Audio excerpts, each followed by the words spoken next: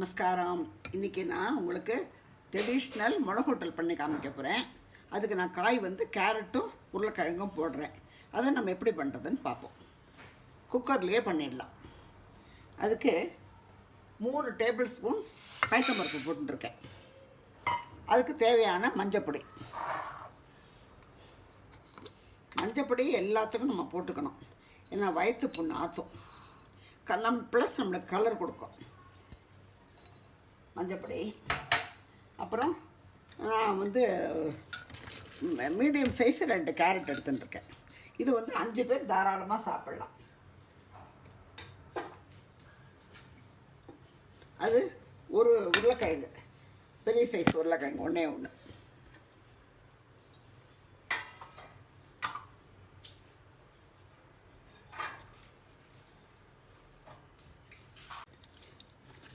மூணு table spoon பயத்தம்பருப்பு தான். கூட்டுனாலே பயத்தம்பருப்பு தான். அதுக்கு மஞ்சப்பொடி, கேரட்டு, உருளைக்கிழங்கு இதை போட்டு இன்றைக்கி நம்ம கூட்டு பண்ண போகிறோம். குக்கர்லேயே எல்லாம் பண்ணிடலாம். காய் முங்குற அளவு நீங்கள் ஜலம் ஊற்றிருக்கோம். ஜாஸ்தி ஊற்ற வேண்டாம். ஏன்னா அரைச்சி விட்டும்போது நம்ம மிக்ஸி அலம்பி ஊற்றணும். அதனால் காய் முங்குற அளவு ஊற்றிருக்கேன். பிறகு ஏன்னா பயத்தம்பருப்பும் சோக் ஆகணும், வேகட்டும். அப்புறம் அரைச்சி மசாலா நம்ம பார்ப்போம். பெருசாக ஒரு 4 பீஸ் தேங்காய் போட்டுருக்கேன். இந்த பாருங்க, இந்த குவான்டிட்டி தேங்காய். அதுக்கு இப்போது தேங்காய் நிறைய வேண்டாம், ஆனால் கூட்டும் திக்னஸ் வரணும் அப்படின்னாக்க நம்ம பொட்டுக்கடலை சேர்த்துடலாம். பொட்டுக்கடலை உடம்புக்கும் நல்லது. உடச்ச கடலைன்னு சொல்லுவாள் பொட்டுக்கடலை. அது ஒரு அரை டேபிள் ஸ்பூன் போட்டுக்கலாம். ஜீரகம் போட்டுருக்கேன். அது ஒரு அரை டீஸ்பூன் போட்டுங்க. மிளகு போட்டுருக்கேன். காரத்துக்கு மிளகா காரம் பாதி, மிளகு காரம் பாதி. ஒரே ஒரு மிளகா வத்தல். அப்புறம் கசகசா நல்ல ஒரு பெரிய டீஸ்பூனால் ஒரு டீஸ்பூன் போட்டுருக்கேன் கசகசா. அப்புறம் இதை நம்ம அரைச்சி விடலாம்.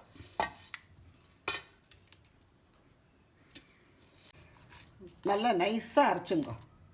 நல்லா வெளுமூணாக அரைச்சுங்க. தண்ணி விட்டு அரைச்சிக்கலாம்.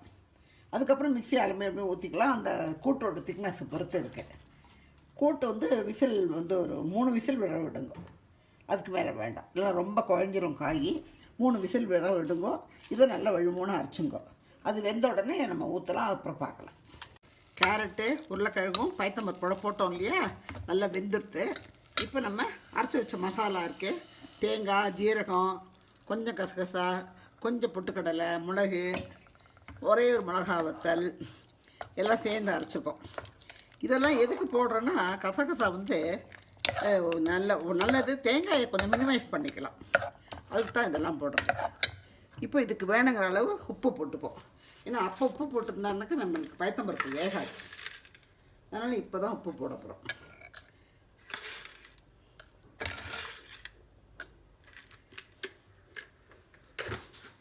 உப்பு உங்கள் டேஸ்ட்டுக்கு தகுந்த மாதிரி போட்டுங்க.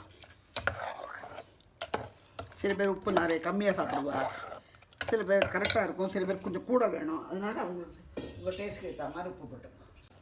பாருங்கள், எல்லாமே ஊற்றிட்டோம். ஒரு 10 கொதிச்சுட்டு போகிறோம். ரொம்ப கொதிக்க வைக்க வேண்டாம். தேங்காய் போட்டு ரொம்ப கொதிக்க வச்சோன்னாக்கா அது ஃபேட்டாக கூட ஆகிண்டே போகும். இப்போது நம்ம தாளிச்சு கொட்டிடலாம். இதுக்கு தேங்காய் எண்ணெயில் ஊற்றிட்டு கடுகு உளுத்தம்பருப்பு போட்டிருக்கோம். வெடிக்கட்டும். இறக்கணுன்னா கொஞ்சம் பச்சை தேங்காய் எண்ணெயும் ஊற்றிடுங்க.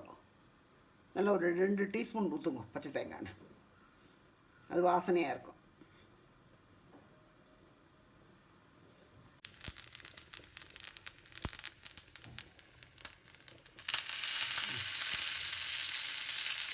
கருவேப்பிலை போட்டோம். கடுகு வெடிக்க ஆரம்பிச்சோடனே நீங்கள் கேஸ் ஆஃப் பண்ணிடலாம். நல்லா சின்ன டிப்ஸு உங்களுக்கு கேஸ் சேவ் பண்ணுறதுக்கு எல்லாத்துக்கும். கடுகு வெடிச்சிட்டு உளுத்தம்பருப்பு செவந்துட்டு கருவேப்பிலை போட்டுட்டோம். இப்போ நம்ம தாளிச்சு கொட்டிடலாம். நம்ம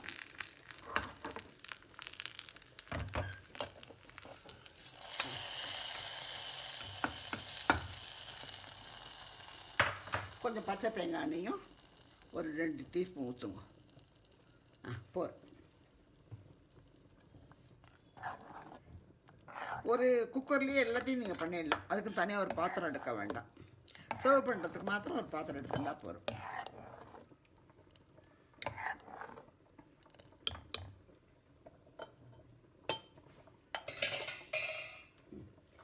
கேரட், உருளைக்கிழங்கு, மிளகூட்டல் ரெடி.